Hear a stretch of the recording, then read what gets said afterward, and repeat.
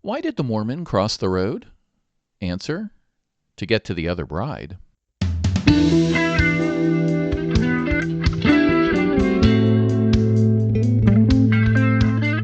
Welcome to the Cross-Examiner podcast, the internet's courtroom in the case of rationality versus religion. Here, our host uses his experience as both an attorney and an atheist to put religion on trial. We solemnly swear that it is the most informative, educational, and entertaining jury duty you will ever do. And now, it's time for the Cross-Examiner. Welcome to this episode of the Cross-Examiner podcast. I am your host, the Cross-Examiner. I am an atheist, I'm an attorney, and I am alarmed. I'm alarmed by the rise of Christian nationalism in the United States, but I'm even more alarmed by the massive amount of misinformation that is powering that rise. I started this podcast to both educate and entertain and discuss the intersection of religion and government, as well as other areas where religion and misinformation about religion can really harm people. It's a theme of this podcast that big, powerful organizations such as governments, religions, and other entities can and do misinform people or flat out lie in order to harm them. Following along that theme, today we have a very special guest. This is the second half of my interview with Dr. John Dehlin. He is the host of Mormon Stories podcast. He is an ex-Mormon who has dedicated his career now for the last 20 plus years to exposing some of that misinformation and outright lies so that people can be better informed specifically about their participation in the Mormon Church. If you haven't watched the first half of our interview, I strongly recommend you go back and do that. This episode picks up right where we left off, and we're going to continue, and I think you'll find that this part of the interview is even more fascinating. It gets into more of Dr. Dehlin's own journey, as well as more of the information that the church is trying to hide and why it's trying to hide, and the effect that it's having on church membership, as well as how the church is changing its strategy as a result of the exposure of all of this information, due in no small part to Dr. Dehlin's podcast. So we're just going to take it away from here. I hope you enjoy the interview. So for you, for your Mormon story, it sounds like you're sixth generation, as you pointed out. You were raised to believe all of this stuff. What started I don't know if you call it a deconversion or a crisis of faith, what started your questioning of your previously held beliefs? Great question. Thanks for asking. So a common metaphor in the Mormon and post-Mormon world is the idea of a shelf, that you learn things along the way that don't quite sound right, and the church encourages you to kind of put them on a shelf, to put them on the back burner, to have faith, and later you'll figure things out. So there's this idea of putting items on the shelf, and then the idea of cracks developing in your shelf. And so, some items that were on my shelf from a very early age, my parents were married in the temple, and, we were taught about eternal families and that we would all be with our siblings and our parents in heaven forever. Well, my parents got divorced when I was in middle school. And then all of a sudden, both of them remarried, and eventually both of them remarried Mormons. So they needed to get a temple divorce, and then they needed to get temple marriage to their, third spouses, respectively. And all of a sudden I was left like a spiritual orphan. I'm like, well, will I be with mom and my stepdad, or will I be with my dad and my stepmom? I don't think they want to hang out together in heaven. So who am I with? So that was a question I had from a very young age. Also in high school, I divided the number of Mormons in the world by the number of people in the world, and I got like less than 1/2%. And all my friends were like Baptist and evangelicals, and I'm like, wow, God really plays favorites. If this is God's one true church, he's really, providing that. If the whole purpose of the life is to join the one true church, and less than 1/2% of his children get to do that, that just doesn't seem fair. So, yeah, and then, of course, I remember in 1978 when the church gave Black members the priesthood and the ability to enter the temple. and and I played basketball in Katy, Texas with black friends, and Mhm. the racism stuff never made sense to me.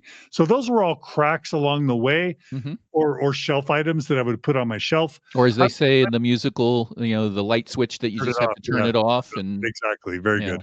We should do shots every time there's a Book of Mormon musical. My viewers know, yours probably don't. I am a huge Broadway musical fan, so Me I don't too. want to.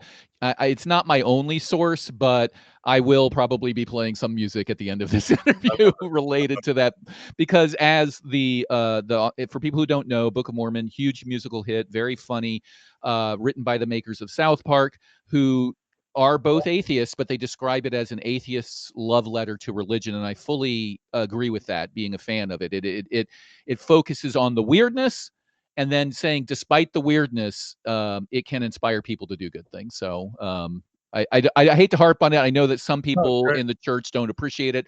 All my Mormon friends love it. So It's brilliant, and I'm a huge Broadway musical fan too. So yeah. I'll welcome all the More references. parallels. So yeah, I turned those things off. I put those items on the shelf. I had a corrupt mission experience. So I was called to serve my 2-year Mormon mission in Guatemala. Hmm. And long story short, missionaries would go out. There were missionaries in our mission that would go out to a soccer field on a Saturday, play soccer with like 10 kids who were missing teeth and had no shoes, get them really hot, and then they'd bring them back to the chapel where there was a baptismal font, and they would say, "Hey, you want to follow Jesus and cool off and get baptized?" And they would baptize like 10 kids at a time. Never Wow. never teach their parents, never even get parental consent, never even take them to church. And then they would do that 4 times in a month and get 40 baptisms in a month, and then teach all their fellow missionaries to do it. And all of a sudden, my mission became like the second highest baptizing mission in the world. Over, I think, 700 baptisms a month with like 150 or 200 missionaries. And I thought that was horrific. I thought that was like a huge, egregious violation of the holy, ordinance of baptism. And so Right. Right. my mission president, his name was Gordon Romney, he was super ambitious, and he wanted to become a general authority. And I presume he wanted to climb the ranks of church leadership. He's actually a Hmm. cousin to Mitt Romney. Hmm. And so he yelled at me. He ended up sending me home 4 months early because I was expressing concern about these just grotesque baptismal practices. Yeah, it's Yeah. like the Enron of religions, right? Yeah, It's exactly. it's it's Total all fraud. fraudulent paperwork, basically. Yeah. These people never gave consent, and if you are, I'm assume, if you are a good-hearted, genuine believer, and you see this, you have to think, does our doctrine even say that they're actually saved? Isn't our religion more than just a shaman shaking a stick over a baby or an unaccepting or unknowing person? Because that's all we're doing here. Like, they're not knowingly consenting to Yeah. believing anything or agreeing or affirming that they want to even Right. investigate or believe in this church. They're just literally, oh, you told me this is where the water is, splash, and then you draw a tick mark on the chalkboard. Yep. Yeah, Wow. and, it is fraud. However, religions thrive in paradox, beliefs that contradict each other. And while we're all taught that baptism is sacred, we're also taught that every soul is sacred, and we're taught obedience to authority.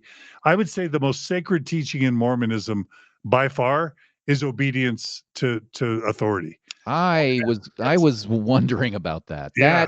No. That's amazing. Yeah. In fact, we're taught obedience is the first law of heaven. Obey with exactness, exact obedience. As a missionary, you're literally taught exact obedience. And so, yes, baptism sacred, but every soul is sacred. You can't make it into the celestial kingdom without a baptism. And then your mission president is pressuring you. So you baptize the little kid and you think, well, Jesus must like it because baptism's good and Jesus got baptized and my leader's pressuring me to do it. So it happens. There's cheeseburger baptisms in Mormonism. There's swimming pool or beach party baptisms. There's baseball baptisms. But most Mormons either block out that part of their mission or they just never learned it. But our history, definitely all the way back to the 1960s, a huge chunk, a third of the 17 million people that were baptized in the Mormon Church that the Mormon Church claims are these type of super low quality baptisms that came out of Mexico, Central America, Latin America, the Philippines, and now Africa. And interestingly, the Mormon Church is actually dying in England and in Scotland and in France and in Japan and in Korea, and even in the United States and Canada, kind of the developed Western world. The Mormon Church is declining in growth and or declining in absolute membership. And what it's doing to offset its decline is by baptizing like crazy in Africa, Mm-hmm. because the Philippines and Latin America are kind of burned over. Like, we've been baptizing there like crazy forever, Mm-hmm. and they're kind of on to us. And so the church is literally expanding, going bananas in sub-Saharan Africa as a way to offset statistically its own hemorrhaging, even in Utah. Like in Utah, in Salt Lake City, Utah, every month a new Mormon chapel is shut down, closes. They close wards, they close stakes, Wow. they're closing down missions throughout the world, um, except in Africa. And the church would say, we love everyone, and isn't it a blessing? We're bringing these beautiful African children. We're not racist. We're baptizing all these Africans into the church. Isn't the church progressive and loves Black people? When in reality, a huge motivation for that is there the last super large population of less educated, Mm-hmm. more socioeconomically compromised Mm-hmm. people, and it's kind of just fresh meat.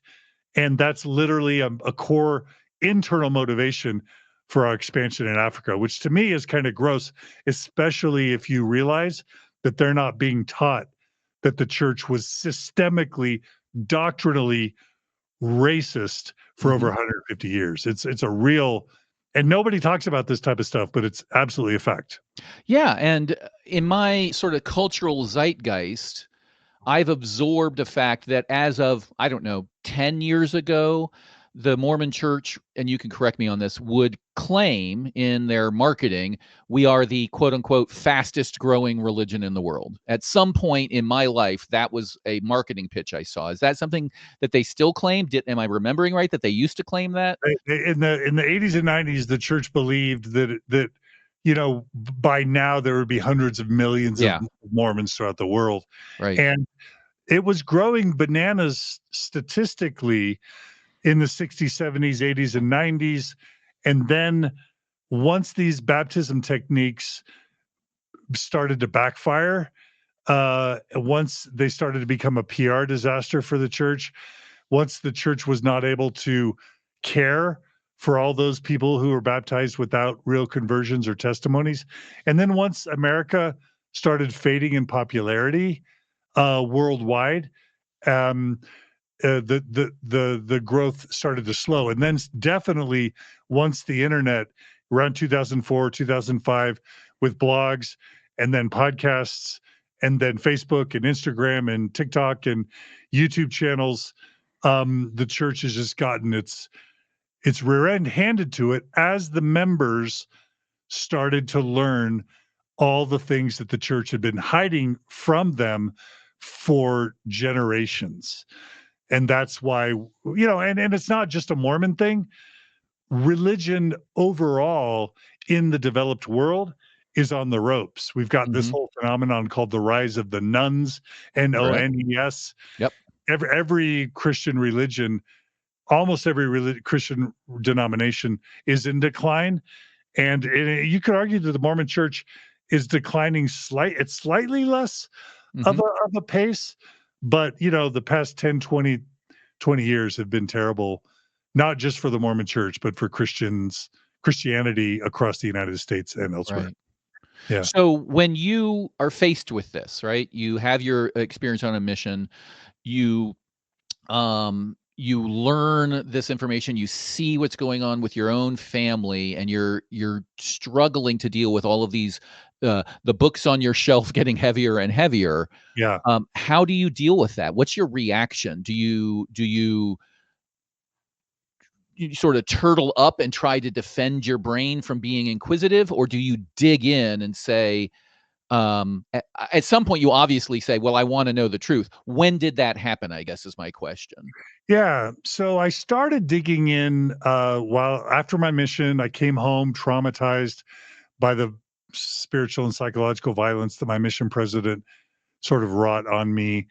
But I needed to get really good grades to be able to have a good career. Mhm. So I started asking questions, and I found some progressive or liberal professors at BYU that I could kind of, ask my more difficult questions to, and they would give me some progressive liberal answers that kind of pacified me And by the time I graduated from college. Go we ahead. should clarify for our listeners, when you say liberal, I think you're meaning Yeah. in a liberal arts sort of, Yes. progressive type of thing, not necessarily I'm voting for Biden type of thing. Yeah. Yeah. So we're talking early 90s here. And some of those professors were Democrats, but Sure. that's not what I mean. What I mean is you don't have to believe everything that the church teaches. The Mhm. church leaders make mistakes. These are things you would never learn growing up Right. in the church. You would obey, follow the prophet. The prophet speaks with God. The Book of Mormon is the word of God. It's the truest scripture. Joseph Smith was God's prophet. Obey what you're told. Don't drink coffee. Don't drink alcohol. No, don't have premarital sex. Give 10% of your income to the church and get married in the temple. Have lots of kids and rinse and repeat. So that's what Right. you grow up with. But then I met these professors at BYU that are like, well, yeah, Joseph Smith made some mistakes. And well, you know, um, some people pay tithing on their net and some pay on their gross.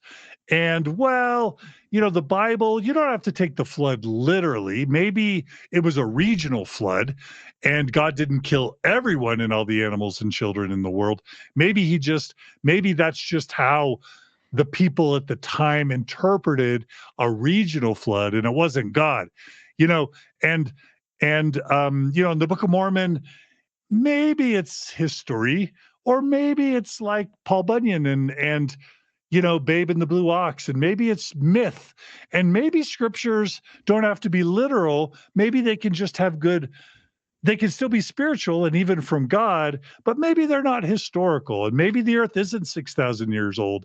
And maybe God created humans through the evolutionary process and then at the right point in time sent his divine spirits into the monkeys, and that's when humans started, but it was through evolution. And the earth is actually billions of years old. These are the types of teachings that a progressive or a liberal, a spiritually, doctrinally liberal professor or Mormon leader would teach someone who is doubting and questioning.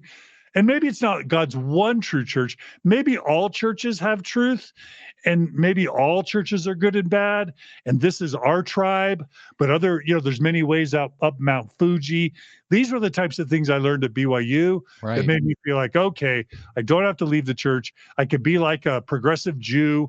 I could be like a Reconstructionist or a Reformed Jew or a progressive liberal Catholic. And this could be my tribe. It could be my identity. It could be how I raise my kids and give them a moral foundation. Maybe it's true with a lowercase t, but not true with a capital T. Right. Right. And that literally got me out of BYU and sort of 10 years into my married life where I'm, working at Bain, working at Arthur Anderson, working at Mhm. Microsoft, having lots of kids, Mhm. doing all the stuff, but always that shelf just keeps getting way more and more weighed down with problems. Right. So it wasn't until I was at Microsoft, I was in my early 30s, and I was called, ironically, to teach what's called early morning seminary to Mormon high school students. So every 6 a.m. Mormon high school students outside of Utah and Idaho and Arizona show up at the church and receive religious instruction for an hour each day, 5 days a week, before they go to class. And that's where the church really indoctrinates its high schoolers so that they want to serve missions once they graduate from high school. So I was called to be a seminary teacher or the person that indoctrinates the high school students in my Issaquah, Washington, Mormon ward or congregation, Mhm. while I was working at Microsoft. And it was there that I just said, you know what? Okay, all those things I put on the shelf, now I've got some time. My career's doing well. Most of my kids are born. I'm going to start reading these books that I was warned not to read because I'm strong and I'm committed. And that's when I learned about Joseph Smith's Extra Wives, the Book of Abraham, and the scriptural fraud that Joseph Smith was involved with. The fact that the Book of Mormon um, does not stand up to genetic scrutiny, linguistic scrutiny, geographic scrutiny, anthropological scrutiny. There's no scientific evidence that supports the core Book of Mormon narrative from any angle. And we're taught that the Book of Mormon is the keystone of our religion. We're Right. taught that Joseph Smith is next to Jesus in righteousness. And when all of a sudden you find out that the Book of Mormon was probably fan fiction and that Joseph Smith was betting 14, 15-year-olds and mother-daughter pairs and other women married to other men, that's when it all came crashing down as I was trying to be the best seminary teacher I could be for the church. So it was a Wow. weird, very, very weird, dark time for me and my family. That that is not an uncommon story. I have Yeah, heard many people, both famous podcasters like Matt Dillahunty, a yeah. famous atheist debater, down to people who call in or friends who have talked to me. And there's a common thread here, which is what we've discovered here, which is um, I I believed for some reason, maybe because I didn't have, even though I didn't have sufficient evidence. And then there came a point in my life where something called me to shore up my belief by going and getting that evidence. So I go and I study the Bible, I study the Book of Mormon, I go in and read the history because surely in those books will be the answers to these questions that have been piling up my brain, and that will make me a better mission what do you call a missionary, a better missionary, a Mhm, better example of what it is to be a good Mormon, a better debater or whatever it may be. And then they start reading and there's no there, right? There's mhm. it's just empty or contradictory or immoral or all three. And that is a very common story that people get to that point and they realize, wow, to put it in Christian terms, 1 Peter 3:15 tells me to always be ready to give a reasoned defense to anybody who asks me about my hope, my faith. So I want to do that, but you got to give me something. And then when you go to turn to the Bible or the history or the scrolls or the morality, there's nothing there. And that's got to be um, just a you have a worldview, and it's got to at some point shatter that worldview and do massive psychological damage to a person. Yeah, and while it's a very common narrative in 2024, it was not a common narrative in 2001 Right. when I went through it. Um, there was no one to talk to. My own brother worked at Microsoft, and we're very close. We always have been, Mhm. and he's super smart, smarter than me. Mhm. And he just was, because of his personal relationship, his family relationships, etc. I'm like, bro, guess what I just learned? And he's like, la la la, I want to talk about it. I can't talk about that. It's going to ruin my life. And I'm like, okay, try and talk to my parents. They're like, we don't know anything about this. Try and talk to my bishop. He's like, I don't know what you're talking about. And by the way, if you start talking about this and spreading these doubts to other members, we're going to have a conversation. Right. And so, like, there was nowhere to go. And that's when I sort of reached a several year period of despair and depression. Just not only my worldview had fallen apart, but I couldn't talk to anyone.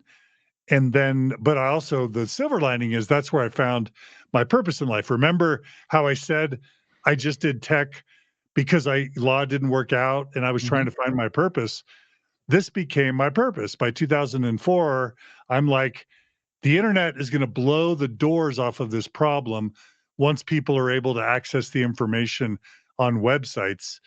So what I'll do is I'll get ahead of that curve, start a podcast, and then I'll be, through helping people tell stories, interviewing people, I'll be able to provide support for people like me. And that's how I left Microsoft and started Mormon Stories podcast in 2005 as a way to be a solution to the problem that I knew was coming. And I'm seeing an arc here in your career and your belief journey, that you start off like me, poli-sci, looking for a job, just trying to stay focused on life, but then you move into instructional technology. That's what you get your master's in.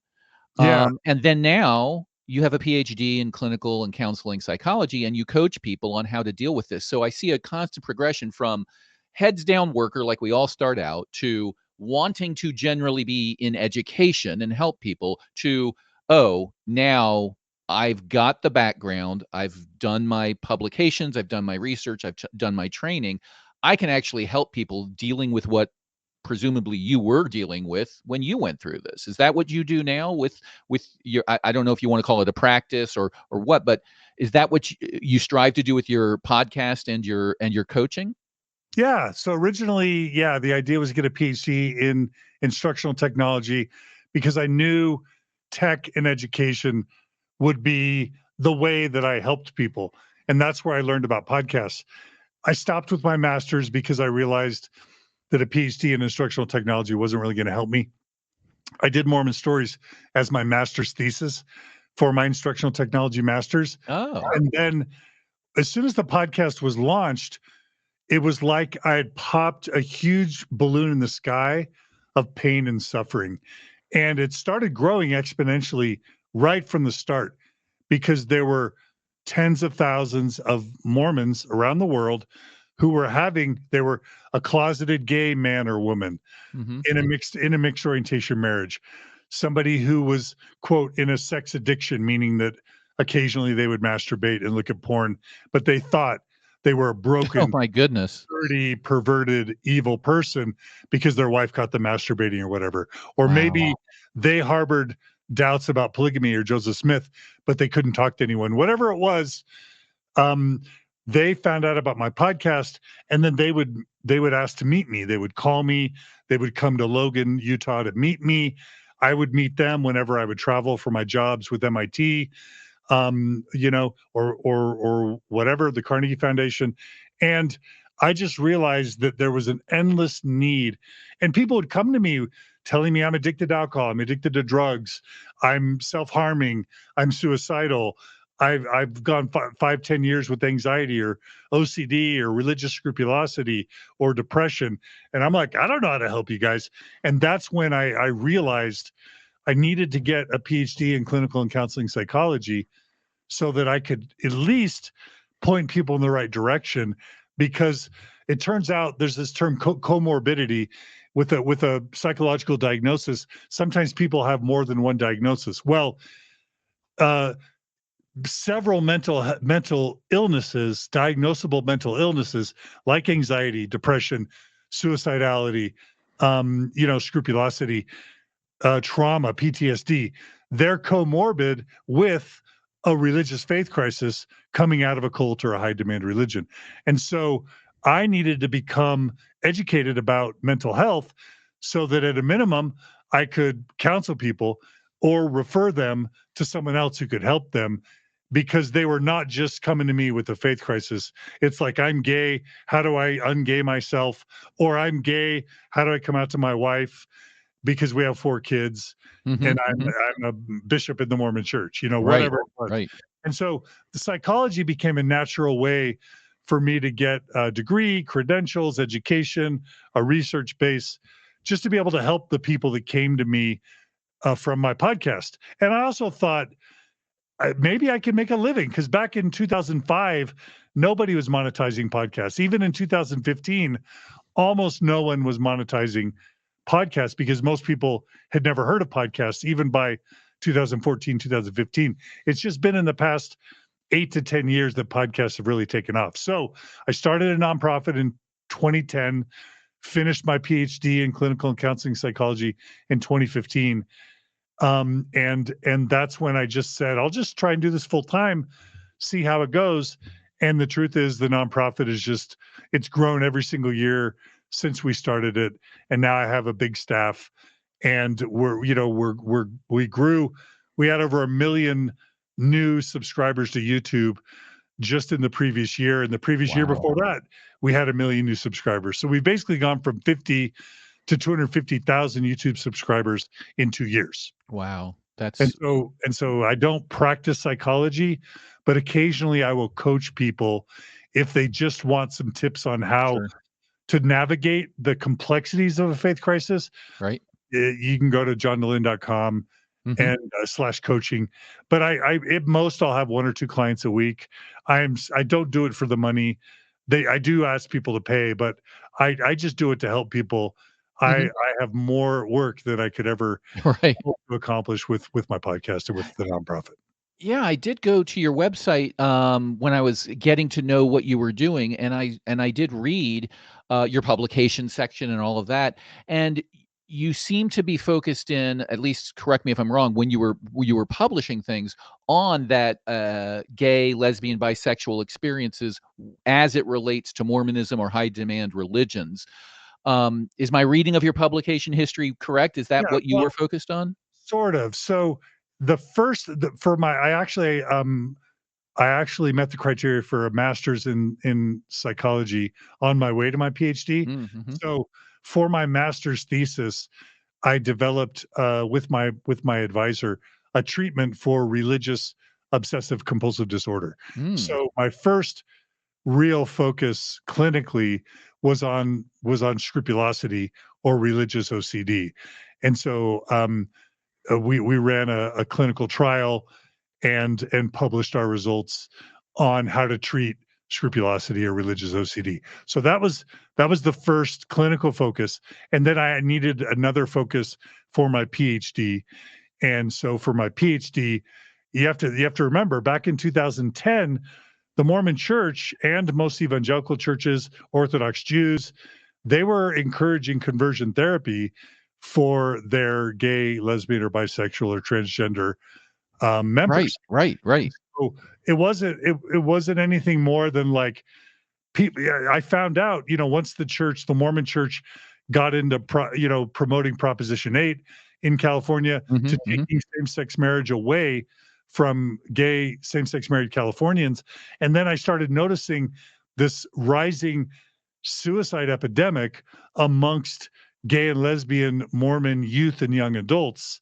I kept looking in the obituary and seeing another drama student from Sandy, Utah, has taken his life after he served a Mormon mission, but without ever getting married. I wonder, and I'm stereotyping, but like No, in absolutely. short form, after I saw enough and had enough podcast listeners come to me and tell me they were suicidal, or they got into a mixed faith marriage, or they were trying to live a life of celibacy, or they had engaged in conversion therapy or electric shock therapy, which was a thing at Brigham Young University in the 70s. They literally ran tests to shock, to deliver an electric shock to gay BYU students.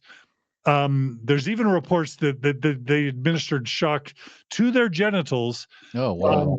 or to use chemical castration or other types of aversive stimuli to ungay, BYU students who were Mormon. Like, that's a whole thing. Anyway, Right, right, right. The yeah, stereotypical phrase is the light version of it is "pray the gay away," but it's much more insidious than that, it yeah, sounds like, I know from a legal perspective, there were a lot of cases of, issues with kidnapping, consent. If my son's 18, I can't force him to go, but I hire somebody to take him to this camp anyway to try to do this conversion therapy stuff.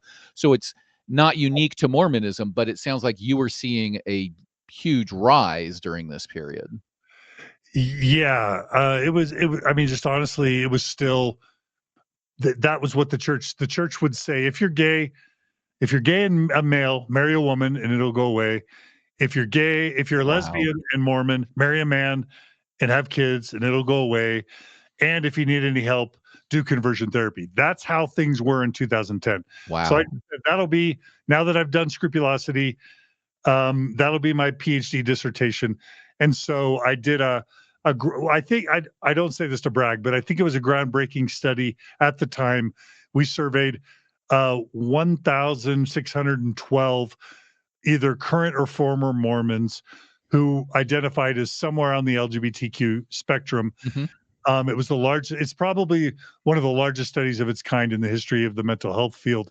And what we showed was that conversion therapy and specifically religious attempts to change your sexual orientation, like prayer or fasting or hyper religiosity or confessing to your bishop, were the most common and the most damaging ways that a gay Mormon would try and change their sexual orientation. We were able to show incredible harm, and that led to a TED Talk in 2013 where I released a TEDx talk where I released the results of my study to the public. We published in the Journal of Counseling Psychology, which is the premier flagship research publication for counseling psychology. We published 12 or 13 other peer-reviewed academic journal articles from that one study of Right. 1,612 students. And eventually, two things happened. The Mormon Church slowly started to discourage conversion therapy and discourage mixed orientation marriage and move away from its barbaric, deadly teachings. And they excommunicated me because I was openly promoting same sex marriage, and that was against the church's doctrine and theology. Plus, by that time, by 2015, my podcast had become very, very popular. I had been asked to be on Good Morning America, Hmm. Hmm. VH1, Nightline. With Mitt Romney running for president, the Sure. media was starting to reach out to me and have me be kind of the talking head Mormon guy. Right. And for all those reasons and the podcast popularity, the church said, stop advocating for same sex marriage and shut down that podcast, or we're going to excommunicate you. And I said, excommunicate me because I cannot, in good conscience, shut down the podcast and stop advocating for people that are killing themselves. And so the church excommunicated me in 2015. Wow. Wow. So you are, I'm going to sort of abstract this out a little bit because I think this is a pattern you see everywhere. You are coming at the situation with observations, experiments, and evidence, and pointing out a real problem. And the church is saying, we don't care about that part. We want you to shut up and stop saying it's okay to be gay, and you refuse. And for that, they kick you out of the church. Is that a fair summary? Yeah. Yeah. I think that's fair. Yep. And they didn't just kick me out. Right, Just right. and then in 1992, 93, 94, there was a wave of excommunications of scholars while I was at BYU.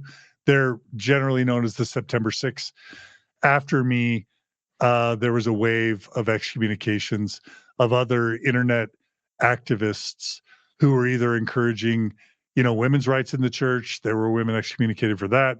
There were others advocating for truthful history. They were excommunicated, and there were one courageous man, Sam Young. He was simply advocating for children, against child abuse within the church Sure. and against one-on-one meetings with church leaders and children, where Right. it very often happens, and Boy Scouts. And the church excommunicated him, a former bishop, literally just for trying to prevent child abuse in the church because they decided it was embarrassing. So for a good 5 to 10 years, and a mental health professional named Natasha Helfer, she was simply teaching that masturbation's healthy, that Mhm, mhm. that Mormon therapists should follow ethical guidelines and not preach religion and things like conversion therapy to their clients. They excommunicated her. So it's come back to bite the church. But I wasn't the only one that eventually, I was one of the first, but I certainly wasn't the only person excommunicated. Right. Yeah. So all of this reminds me to mention at this point for people who may be having these issues. Of course, you can read up and on Dr. Dehlin's work. You can visit his website. You can look at the Mormon Story podcast. But more generally, there are other organizations that I would recommend. You may have heard of these or worked with them, but there's Recovering from Religion is an organization that helps people who have been raised in religious environments that they are trying to leave and are having problems with, either very hard problems like if I come out to my evangelical parents, they're literally going to kick me out of the house and I may die, all the way to I've been out of my religion for 20 years and I'm still having dreams about hell. Like they do a lot there. And then there's the Secular Therapy Project. These are a group of therapists who promise not to bring religion into their counseling uh, as a proposed solution. That's a high level summary, but basically, there's a real problem in America where you go to see a therapist, and after a few weeks of getting to know you, they might surprise you and say, "I think you need to pray more," or something like that. And you're like, "What? That's not what I'm looking for." So, Secular Therapy Project is out there, and then another one that's sort of related that I wanted to ask you about is, have you heard of the Clergy Project? Yeah, I've Okay. actually heard of all those programs Okay. for sure. Yeah. So the Clergy Project for our Yeah, go ahead. listeners Go ahead. is an anonymous organization of people who are preachers or otherwise church leaders who have lost their faith but haven't yet left their role in the church. So I'm a preacher in a small town. I no longer believe in whatever religion I believe in, and I know that if I announce this to my flock, I will lose my job. I will be shunned. No one will I can't hire a babysitter. I can't hire anybody to cut my yard. Nobody's going to sit with me at the high school football game. My life is over. And from a very young age, maybe all I've done is be a preacher. I don't have marketable skills. So if I leave my job, it's going to be maybe go work as a janitor if there's any jobs in town. So a group formed to sort of talk about these issues without being out so they could get support and strategies on how to modify and make their sermons, I'd say, more moderated, not as extreme, not as literal in the Bible. Did you see that in when you were starting Mormon Stories and people were coming to you? I'm assuming initially they're off the record before you could get anybody to be on the show and talk, but did you see a similar sort of culture of an underground sort of confederacy of people who had their doubts and wanted to work within the church to try to change it? Or did you feel totally alone for a long time, even after you started your podcast?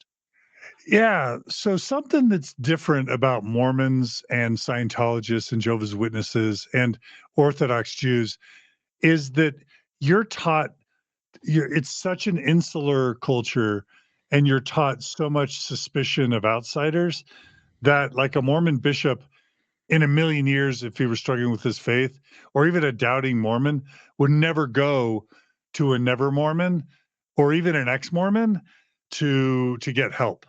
Wow. Because you risk your spouse divorcing you, your children disowning you, your parents cutting you out of their will. You risk, if you're a dentist, if you live in Idaho or Arizona or Utah, there's a good chance that your clients, whether you're a doctor or a dentist or a lawyer or a executive, there's a good chance your business partners or your coworkers or your customers are Mormon, and you risk marital ruin, familial ruin, social. You risk losing all your friends. You risk losing your community because your friends are your church coworkers for the most part, and you risk losing your job and your income. And so that's why for me it was really important when I started Mormon Stories to have it feel safe, to have it feel inviting, to have it feel very Mormon, not angry, not even super directly confrontational or Hmm. critical of the Hmm. church. Hmm. And many tell me Mormon Stories remains relatively positive and affirming and safe feeling for a questioning Mormon, Sure. because no, in a million years, those organizations you mentioned are not going to be attractive to someone coming out or questioning Mormonism. But they are great organizations. Sure. The Sure. only other thing I'll say is that because we started blogging in 2004 as Mormons and ex-Mormons, and then we started podcasting with Mormon Stories in 2005, and then other podcasts started emerging. More ex-Mormons kind of dominate of all the ex-religious groups. You just go to Reddit and look up ex-Scientologists, Hmm. Hmm. ex-Jehovah's Witnesses, ex-Orthodox Jews, ex-evangelicals. Nobody compares to the number of ex-Mormons.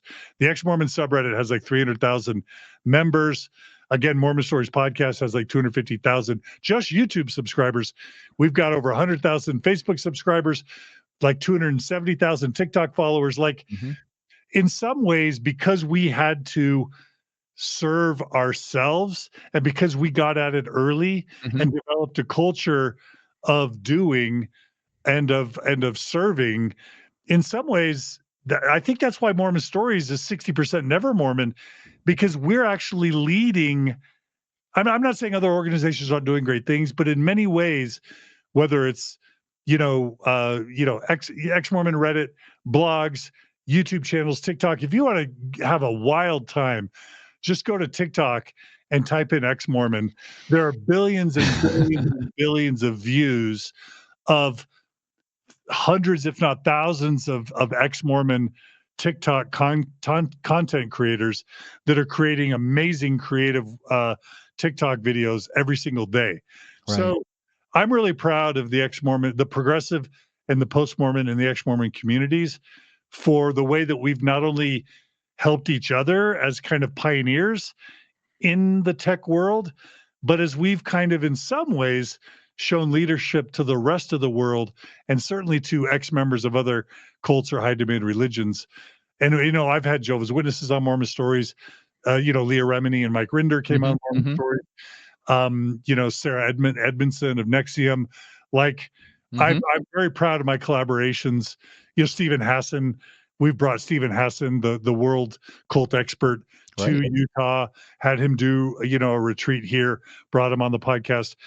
I'm super happy that we've collaborated with so many amazing, with so many members of other cults or high demand religions, Right. I should say. Yeah, and I said at the beginning that I would get back to that we would eventually work ourselves back to this concept that there's 60% never Mormons listen to your podcast, and I was one of them. And I think in talking to you today, I have explored. I've been thinking all along, where is it? Where's the hook? What is it that fascinates me? And I think it's. I mean, I don't want to. I want to make it sound mundane, but I think it is the same reason that I like reading novels or watching movies is every story is different and every story addresses a very core human condition that is then possibly exploited by a religious organization, and that condition is a desire to feel like you're mean something, this psychological state of I am, the center of things, and so I want to mean something and I want to be part of something bigger. And religions have developed to take advantage of that instinct. And it's so powerful. That instinct is so powerful that it can cause people to go through um, changes in belief that seem very fascinating to somebody who's never been through that. And it makes one worry about yourself. Like, if I had been born in in the middle of a different nation, if I was born, let's say, in Rome, I might be Roman Catholic instead of an atheist right now. Or if I was born in Utah, I might be a Mormon right now. And the realization of that what religion you are really depends almost entirely on where you were born and who your parents were, can be very scary to people. Like, are we really that malleable in our beliefs? And hearing your stories of person after person coming on and telling a similar story to yours with important differences paints a very broad brush to say everybody goes through this. Everybody, it's not just a Mormon thing, it's not just a cult thing. There are Catholics struggling with mass amount of guilt. There are, as you said, Orthodox Jews who are trying to figure out what to do with their children because they know that they're not supposed to get them vaccinated. There's Christian Scientists who don't want to let their kids die, but they wish that the church would just change their policy, but they feel stuck like they have to not treat their kids because of this community, because of all of these instincts. So hearing you talk about this, I think for non-Mormons, it's both educational, but also fascinatingly scary and interesting study of the human condition, like a very core piece of the human condition. It makes listening to your show makes me feel like we're all in the same boat. It may be about different things or different religions or whatever, but everybody is just trying to figure out life, be a good person, Yeah. enjoy themselves while they have time on this earth, and try to help other people. And that's what I Yeah. hear time and time again on your show, is that where that tends to be where people end up. And that seems to be where you have ended up, that you have gone through this transition from being a sixth generation LDS that was kept in the dark to getting involved in education, getting involved in information dissemination, to being now running this podcast that is changing lives left and right. How does that feel looking back on that? Yeah, well, thank you so much for that acknowledgement, and I'll just say, like, I remember when I saw The Village for the first time, or Pleasantville, or Yes, The Truman Show. right. I'm like, "Wait," or Tangled. I'm like, "Wait, that's they're describing wait, were those guys Mormon that made those movies? Because like, the idea of, like, a fake reality that was created for you, no spoilers intended, Right. where you're part of this contrived reality, and then at some point you discover there's something not right, and then you start questioning it, and maybe you break out of it, and then you realize that people don't like it when you break the mold, and then your world kind of falls apart, but you also experience freedom. That's The Matrix, Tangled, Truman Show, Pleasantville, history, The Invention of Lying, Smallfoot. Like, there's so many movies that tell that same story. And after I realized that none of those filmmakers were Mormon, I'm like, wait a minute, maybe other people are experiencing this too. And then I watched Going Clear about Scientology, Right, right. and then I watched the Keith Raniere stuff about Nexium, and I watched the Warren Jeff stuff Yeah. about the FLDS Church and Jim Jones, and you start learning about cults and other high demanding religions, and then you watch just the stuff about evangelicals, and like, God forbid, about Jerry Falwell Jr. and Liberty University, and you're just Yes. like, whoa, there's cults everywhere, and it's Yeah. not just religions. MLMs and businesses can be cults. The Right. military can have cult characteristics. Mhm. Corporations and family systems can have cult dynamics. And then you just realize what I realized was, and this has been my personal mantra for Mormon stories for many years now. It's the Mormon story is the human story, and vice versa. And people, some just like I learned more about Mormonism from Going Clear, the documentary on Mhm. Scientology, Mhm. than I ever did, listening to a Mormon podcast or watching a Mormon YouTube channel or reading a book about Mormonism, because I felt that on a spiritual, or I should say, emotional level, Mhm. because I saw it. I felt safe enough to see it in another tradition, and then to tie it back to myself emotionally. And then I realized, whoa, that's what Mormon stories can do to other people. It feels, oh, it's those weird, peculiar Mormons. They've got the Osmonds and Steve Young and David Arquette. They're kind of fun and they're clean, smiley, happy families. But then there's this weird dark side. What's going on here? And we're just interesting and entertaining enough for people to pay attention. And then they realize that they're not just seeing a quirky Mormon story. So many people are seeing their own stories Right. within Mormon stories. And it's been very gratifying to grow our influence and to help contribute just to the broader world. Because at the end of the day, we're all humans, right? Right. It's not the Mormon family, it's the human family. And I'm proud to, when I was kicked out of the Mormon church, I felt sad that I was kicked out of the Mormon church, but I realized that I kind of joined the human race when I was kicked out of the Mormon church. And Right. that was a trade up as far as I was concerned. Wonderful. So if the Mormon story is the human story, where are you? What chapter are you in now for your Mormon story, for your human story? If you're not a Mormon now, what would you call yourself? What are your beliefs at this point in a religious sense, if you don't mind me asking? Yeah. So, yeah, I don't, this is probably an answer you'll hear a lot. Mhm. Um, I've never been comfortable assuming the identity of atheist or agnostic Sure. for several reasons. And I believe me, I get that there's a courageous element to facing the negative stereotypes and owning that title to make it more acceptable, to bear those arrows so that others can come along later and feel comfortable if they want to, identifying as well, because obviously I'm sure it's still true that atheists have lower approval ratings than like child molesters. Like, It's has bad. It's still an bad. atheist ever been elected to office? Almost never in the United States. So I I respect people who take that on. What I decided very early on, when I lost my Mormon faith, number one, no other church in the world, every single church reminded me of the Mormon church once Oh, I okay. scratched underneath the surface. So Okay. I thought about Episcopalians, they're progressive. Yeah, but they still have problems, and evangelicals and Presbyterians and Lutherans and Jews and Muslims, they've all got problems. And they all have the same formula of like, God talked to that other guy, and then we're supposed to believe the experience that some other guy had. Right.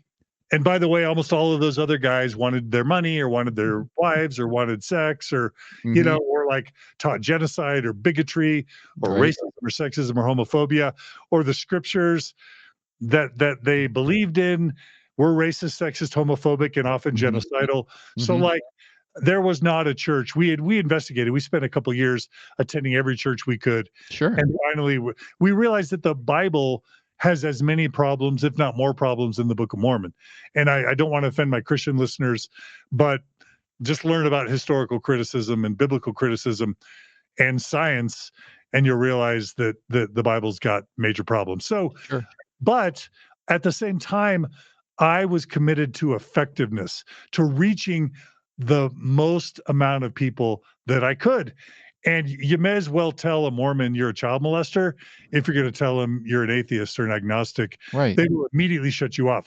So I just decided for that reason, I was never Mhm. going to identify as an atheist or Sure. agnostic. Also, also, I I realized for me, and I know this won't sound clever to you. I'm sure you've heard it a million times.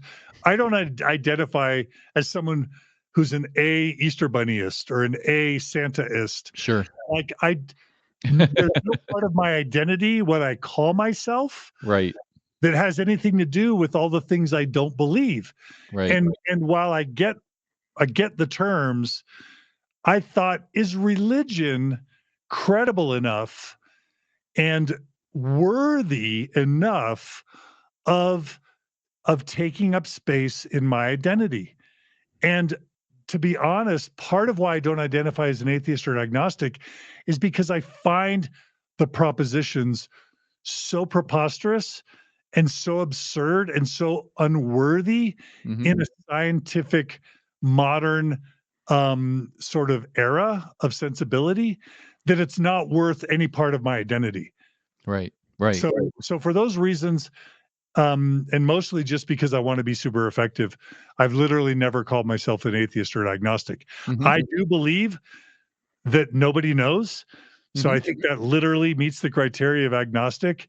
If you don't believe that anyone knows anything about metaphysical supernatural stuff. So Mhm. I think everybody's an agnostic. Mhm. If you look at now, there are people that don't know they're agnostic, Right. but most smart, thoughtful people will acknowledge that, like, well, they think their beliefs are true, but they Mhm. could be wrong. You know what I mean? Right. Right. And that they don't know for sure. Those zealots who say they know, they're the scary. In my mind, they're the most dangerous people of all. Right. So anyway, you can see where I stand with agnosticism, Sure. and I guess I've already told you my approach to not labeling myself as an atheist. No, that is a very practical approach, and I find the labels are used lots of different ways. Just to know where I'm coming from, I do call myself an atheist, but it's because the way that I find as we're moving through a maturing society that understands that there's subtlety to these sorts of questions. The way that I find it's most commonly defined is, are you convinced that there's a God? Do you believe that there's a God? And if you don't say yes to that, then you lack a belief in God, and that's the A part of the theist. So it's not anything other than that. Am I convinced there's not a God? No. It's sort of like from the legal perspective.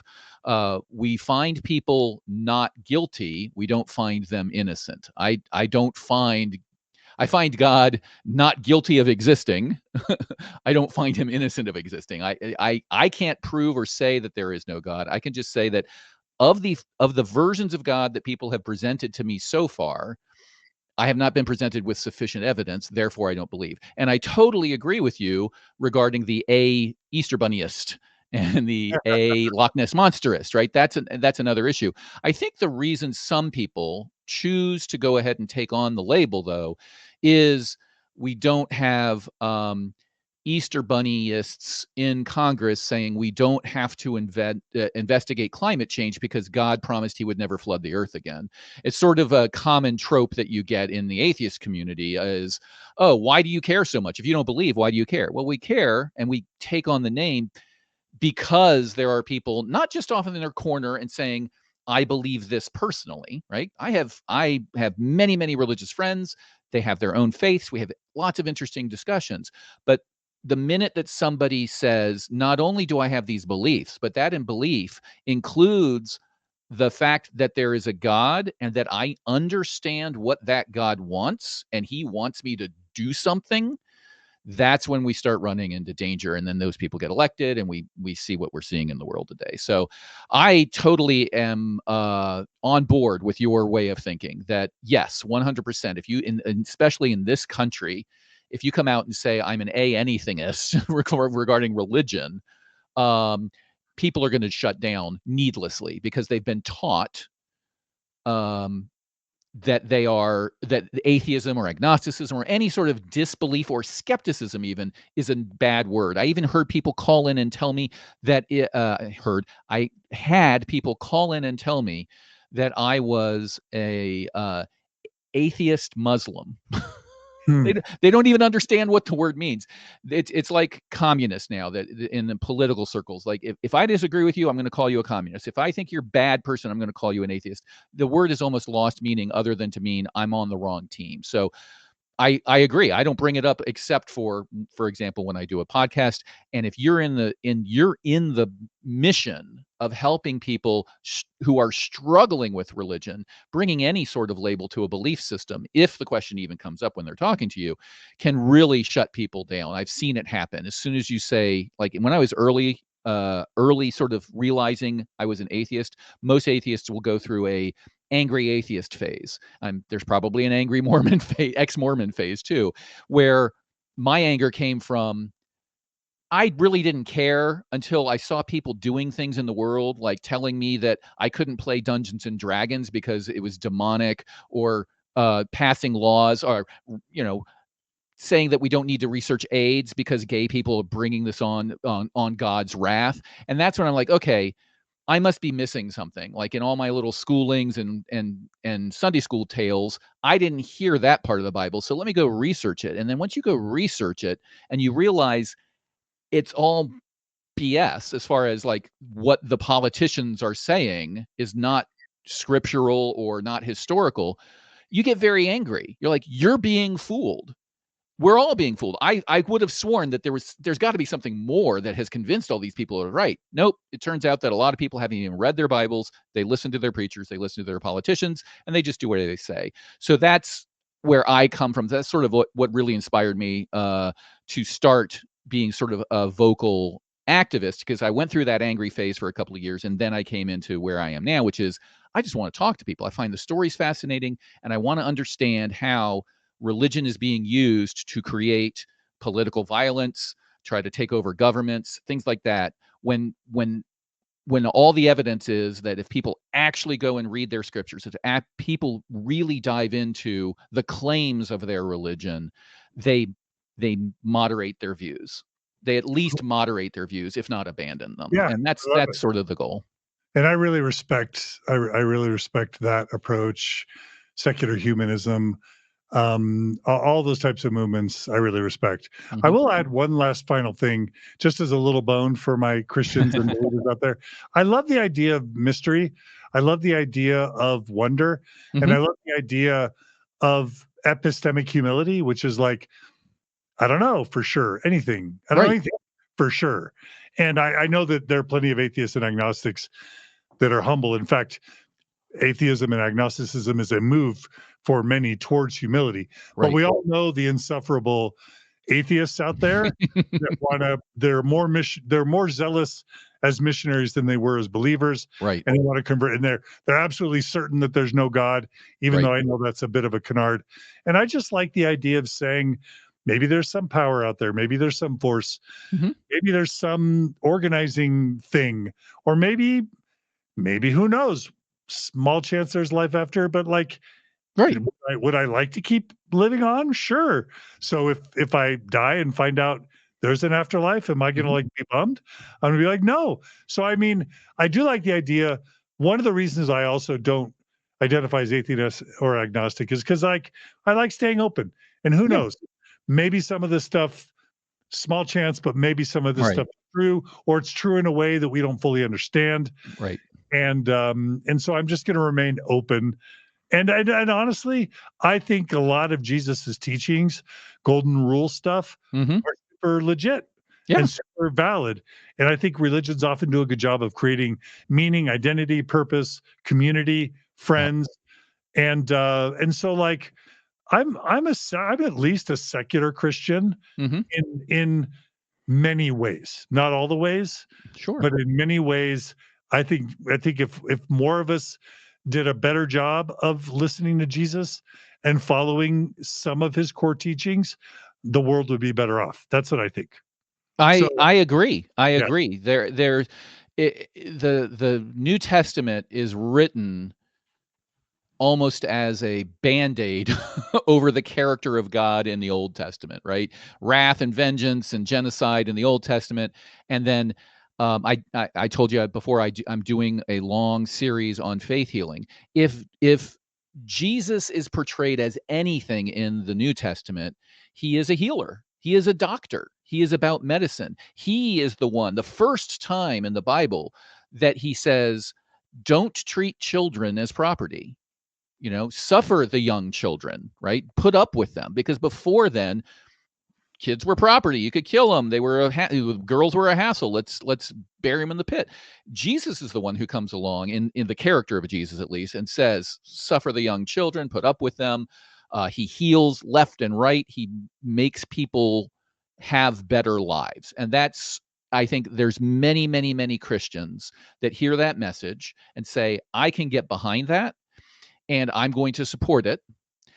And that leads to a very rewarding community, a very rewarding sort of spiritual journey for them. Although I don't, spiritual is a very wishy-washy word, but it does something for them in maybe a finding their place in the universe or finding a purpose, right? So again, to reference the Book of Mormon, it's a love letter to religion from somebody who doesn't believe. Like, there are a lot of good things out there. So I totally agree with you. You need to find out what you're comfortable. And to me, I don't care about the labels as much as having conversations where we sort of define terms on our own, because no two atheists are alike. I'm sure no two Mormons are alike. No two agnostics are alike. You have to find out where people stand and meet them on their own ground in order to have a conversation and then decide if you guys can identify politely where you agree and where you disagree. And then where you disagree, decide, well, how do we figure this out? What method do we have as humans to figure out, am I right? Are you right? Are neither of us right? And we can do that in a loving way, a polite way, an investigatory way. And we don't need labels to do that. yeah, yeah, I love it. All right. Well, So, this is really good stuff, and I'm really glad to learn that you're out there. I've just started to watch Matt Dillahunty, and I think he's smart. I need to check out the Atheist Experience as sure. well. And there's just we as ex-Mormons need to get out of our little bubbles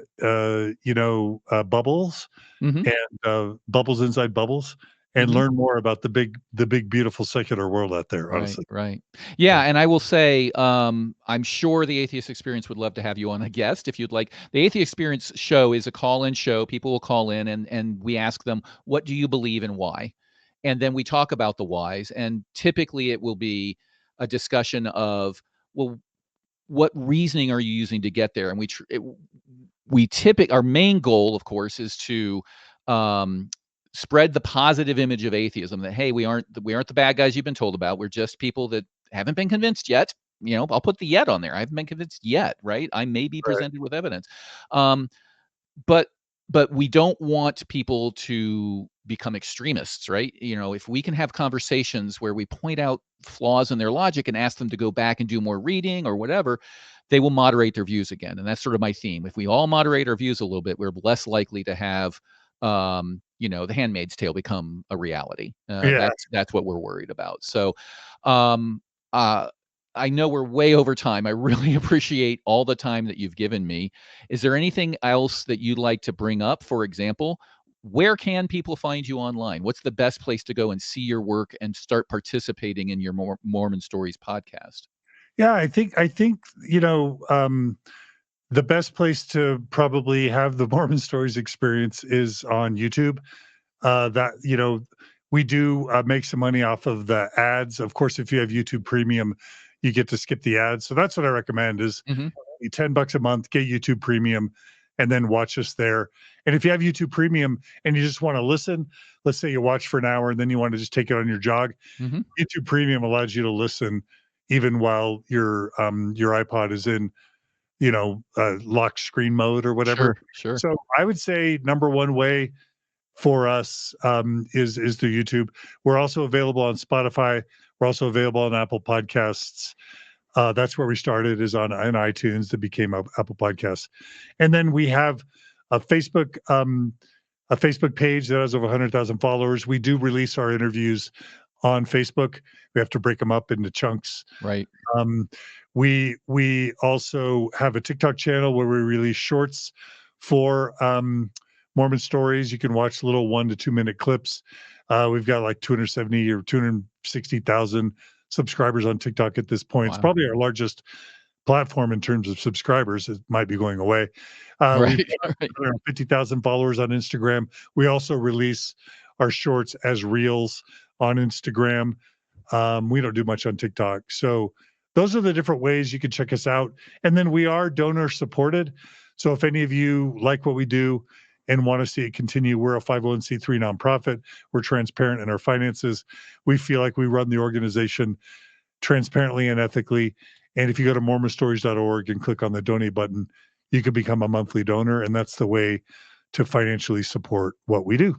That's wonderful. That's wonderful. I will give a shout out. It's not my organization. I merely am one of their hosts, but the Atheist Community of Austin is a similar situation. They too are a 501c3 organization with a board of directors that is managing them, and they produce lots of different shows: the Atheist Experience, Talk Heathen, Truth Wanted, the Nonprofits. There's a bunch of call-in shows and some just hot topic discussion shows that have this mission of trying to get people talking about what they believe and why, and then try to enforce a separation of church and state. And then, of course, there's my podcast. You can find me on as the Cross Examiner podcast on any podcasting platform, or you can just go to my website at thecrossexaminer.net is my podcast, because apparently crossexaminer.com was taken for, I don't know, they wanted $50,000 for it. I'm not going to do that. So, um, Deal. yeah, exactly. Uh, John, it's been an absolute thrill talking to you. You've really educated me and you've given me a lot of things to think about. And more than anything, I think you've given me hope.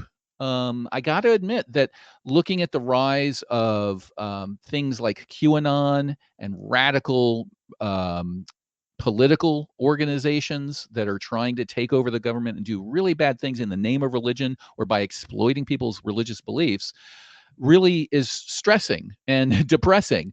But hearing your story and hearing how you help other people and showing that the internet in fact can be a tool for good. It's not all just misleading memes. It's actually deep dive conversations that get into the nitty gritty. And that has helped people sort of moderate their views, come out of a religion that they weren't happy in. That's really encouraging. So thank you for what you're doing, and thank you for taking the time to talk with me. Thank you, Graham. It's so nice to meet you. It's so nice to learn about your podcast and all of your efforts as well. You're a professional interviewer. You ask great questions, and I'm honored that you would spend the time to learn about my story, to share it with your audience. And I really do encourage my audience to check out both your podcast and the Atheist Experience if you're looking for that type of stuff. But let's Absolutely. keep collaborating. We need more cross culture collaborations, and so let's do a little bit more. I agree 100%. I look forward to chatting with you anytime you want. And in the future, I will make sure to send people over. I will say for my audience, I know that a lot of you like my sort of lengthy, deep dive stories. John's stories on Mormon stories is 10 times what I do. He really gets into the nitty gritty. He really takes the time to let you get to know the person he's interviewing or the topic he's doing. So I know my audience would love to go over and listen to your content as well, because it's drawn me in. It's all I listened to for the last several weeks since I discovered what you do. Well, thank you. All right. All right. Thanks so much. Thank you. Y'all take care. Bye-bye. And we'll hope to see you again soon. Thanks, Graham. Thanks. And there you have it. That's my interview with Dr. John Dehlin. If you haven't heard the first part, I do recommend you go back and watch it. It's very compelling. It contains a lot of context setting that you might not have picked up in this first part. I'll put a link to that in the description of this podcast and in the description of the YouTube video. I also strongly recommend, you go and listen to Mormon Stories podcast. His podcast is compelling. It has humans telling their own experience in a very deep and detailed way. It's very relatable and really helps you understand what it's like to walk in somebody else's shoes who has been grappling with these concepts. If you're grappling, it will be very relatable. And if you've never had to deal with this, it will help you be more compassionate and more understanding to people who are brought up in these high-demand, cult-like religions. So I'll put a link to that in the description below. And finally, if you haven't done so, I am starting to find some success with this podcast. It's starting to grow. And the way that is happening is through just people liking and subscribing to my YouTube channel or to any one of the many podcast platforms out there. You may notice I do not get any revenue for doing this. It's a totally volunteer operation. I do this as both a hobby and as my activism, so I don't run any ads or anything like that. So if you could take a second to like and subscribe, I'd really appreciate it. It will really help the channel grow, and it will help me reach more people with my message, which is, hey, before you accept unskeptically what any large organization is telling you, do a little bit of research, learn what the law is, learn what the rules are, learn what the facts are, and you can avoid being tricked into acting against your own self-interest. So with that, I really look forward to seeing you again in my next episode. Bye-bye for now. This has been the Cross-Examiner Podcast, the Internet's courtroom in the case of rationality versus religion. If you enjoyed this podcast, please consider subscribing. See you soon.